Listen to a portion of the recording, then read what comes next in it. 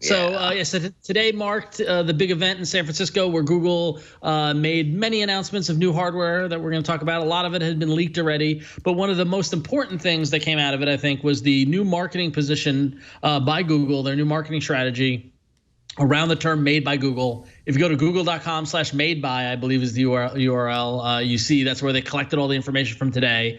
And this really represents Google's new brand position when it goes out to consumers. In this mode, they're designing and making their own hardware. A lot of times partnering with folks like HTC to do the manufacturing, but they made it very, very clear that like the Pixel phones, which we'll talk about, as well as the other items, were designed by Google.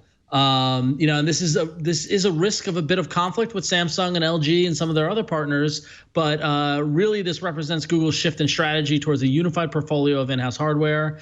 It's a platform for them to demonstrate their services better than anybody. And this new strategy was actually approved by Sundar Pichai in the summer 2015, and it began development back in fall 2015. So this is a year worth of work culminating in today's event. And now, under Flo's favorite guy, Rick Osterloh, the hardware division now has a supply management team. They're able to leverage what they know from Nest and their expertise to provide a lot of the backbone. And Hiroshi Lockheimer says that Osterloh's team will be treated the same as Samsung and LG, siloed from confidential information about Android, which I find very, very interesting. So, Jerry, what do you make of this this new shift in marketing strategy from Google? I like it. For starters, it's for better or worse, Android is Google's baby, and it's time that they got a little bit serious about it. It's the Nexus program was great, and I'm one of those guys that tinkers with phones. I love them, but God, I'm going to get in so much flack for saying this. I've wanted an iPhone that runs Android forever, and today I have one. Wow, I didn't know that about you, Jerry. Well, simple. I like simple. I like quality. I like what I was shown. I mean, the price is a little hard to swallow, but you have that with any phone that it competes against. So I kind of expected it. Hoped for it at some point. Yeah, I know a lot of people have been kind of hoping that Google would, I don't know, become a little more serious about their effort with hardware. There was always kind of the running fear is, if Google gets a little too serious about this stuff, are they going to offend their partners and everything? And I don't know, to a certain degree, it feels like Android as a platform has kind of proven itself. It's matured enough that maybe Google feels like at this point it can, it can take it to that next level, risk upsetting, some of its partners a little bit. But what are partners really going to do? I suppose Samsung, as one example, has Tizen, and I suppose it could double down on Tizen as a result. But I mean, are they really going to do that? No. Well, if anything, we've learned time and time again that competition in a good market makes everyone better. So if anything, this should cause LG and Samsung and Motorola and the other folks, if they really want to play in the Android pool, that they've got to step up and make sure it's as good as what Google's putting out. I mean, this is clearly a new competitor on the field that now Samsung needs to worry about. And if they treat it right, it just makes them put out better work. Right. Other than, instead of being upset, think of how much better your Note 8 is going to be after what we saw today. It has to be. Right. Elevating the experience for everyone to a certain level. We'll of course kind of talk about the specifics. Well, we can do that right now. Flo, you were at the event. I don't know. Did you have a chance to see any of the phones specifically? I was not at the event, actually. Oh, I thought that you were supporting or something. I'm sorry. That was my bad. It's okay. So I was in San Francisco just helping out as backup for Andrew Martonic and Russell Hawley. And we will get to Andrew's hands-on in just a bit and kind of show you some of the pictures from that. But first, let's kind of go through what to expect from the Pixel and Pixel XL. So we kind of were talking about this earlier today, but the Pixel and the Pixel XL are kind of like the iPhone and the iPhone whatever plus. They're practically the same phone. The only difference is battery size and screen size. So with the Pixel, so both phones have, off-the-shelf components, Snapdragon 821 from Qualcomm, 4 gigs of RAM. The regular Pixel has a 5-inch 1080p display, while the Pixel XL has a 5.5-inch Quad HD display. Both are AMOLED displays, so you're going to get sort of the same color profile from both. Both are also made of aluminum. They both have an aluminum, a word that's hard to say after a while. Aluminium. They both have aluminum, yes, unibody with glass, which I do want to talk to you guys about that after we look at the photos. So we'll get to that in a second. Rear-facing fingerprint sensor, rear-facing 12.3 megapixel camera, which Google claims is the very best ever, even though it's only got an aperture of 2.0, but who knows? We'll see. Also has USB-C, and of course the 3.5 millimeter headphone jack, and speakers on the bottom. So both Russell and Andrew had said that they really liked how loud these two phones got. There's also no camera bump on the back like what you got with the Nexus 6P, which is going to be very nice. They're just very nice slabs of phone.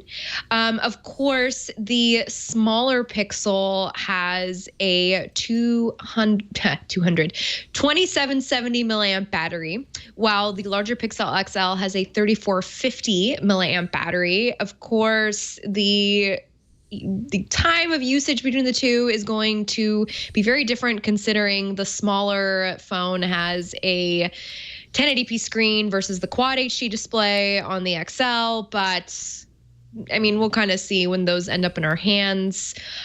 I really want to talk to you guys about what these look like, because I was just musing earlier today about that sort of dipped in look. If you look right here at these pictures that we have on screen, see how it looks like it was almost dipped in to aluminum on the bottom. Mm-hmm. It's a very interesting like design language. Like I'm just sort of trying to figure out like where this came from. Like, was this a Google decision? Was this an HTC flare? From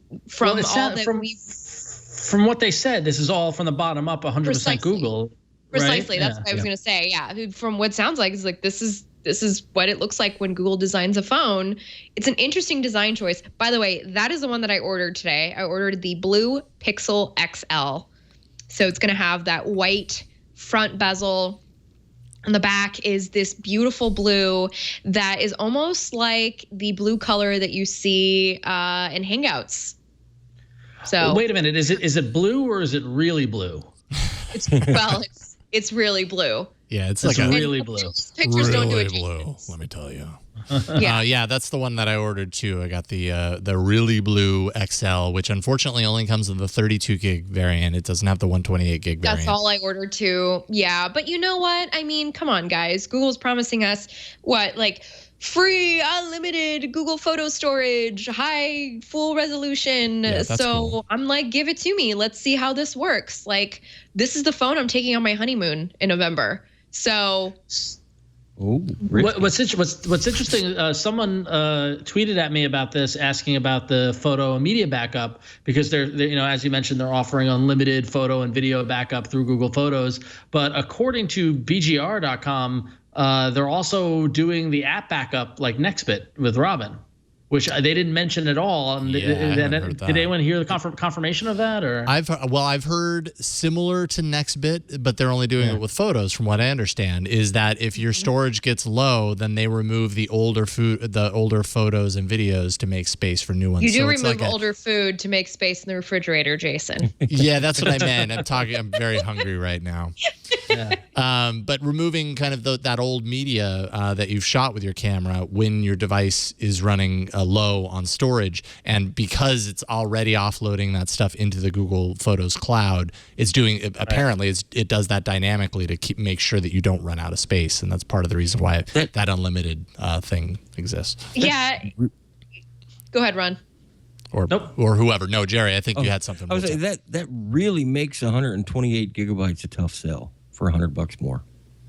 I ordered both, but I ordered 32 gigs because I'm not going to take more, use more than that in app space, and my pictures are going to live in the cloud. So I'm going to have redundant backups of my pictures in Google Photos and Dropbox like I do now. And I guess we'll see if I have to offload them. I would really love, Jerry, I'm just totally baiting you right now, but you were having you had some really interesting things to say about the camera today. I'm in our AC chat, and so I'd love to hear your opinion on it, because it doesn't have OIS, which is kind of grating on people a little bit. Yeah, it's one of those features that like people are saying, well, if this is a premium device, why doesn't it have OIS? What do you think, Jerry? And this is I want to make it clear, I didn't talk to any Google representative that on the record chat, but I spent the day tracking down a bunch of questions about some things I had with software and stuff. This doesn't have optical image stabilization like we're used to, but they think what it has is better. It uses a newer model of gyroscope inside the body of the phone, and the image signal processor in the Snapdragon 821 reads its orientation 200 times a second to stabilize the lens electronically instead of having a mechanical lever. That does away with the camera bump, and it's about 20 to 30 times more samples than you can do with the old style OIS. So I'm looking forward to trying it. For sure. Now, one question I have about that is there's OIS for photo, and then there's image stabilization for video. Are they two different things? Or, like, I guess what I'm wondering is that gyroscope-based stabilization only related to video on this device, and then photo is, unaffected by that correction, or is it for both? I didn't ask that question specifically, but I got the impression that it's got a larger, a smaller aperture, but that's okay because of our stabilization. It'll be open longer, and you'll get even more light data on the big pixels. And then, Jerry, why don't you shut up until you try it? And I was like, okay.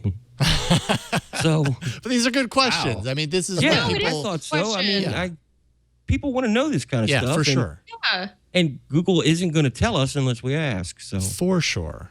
And that's why, Jerry, I wanted you to speak to it because I thought it was an interesting thing to like bring up today, because I was wondering too, like, how can they say that this is the best camera that you've ever seen when the specs don't really seem to match up with that sort of claim? But again, this is just a good, this is just a good tale of how the specs don't always tell you the entire story. Yeah, amen to that. But I know LG did something very similar with the V20.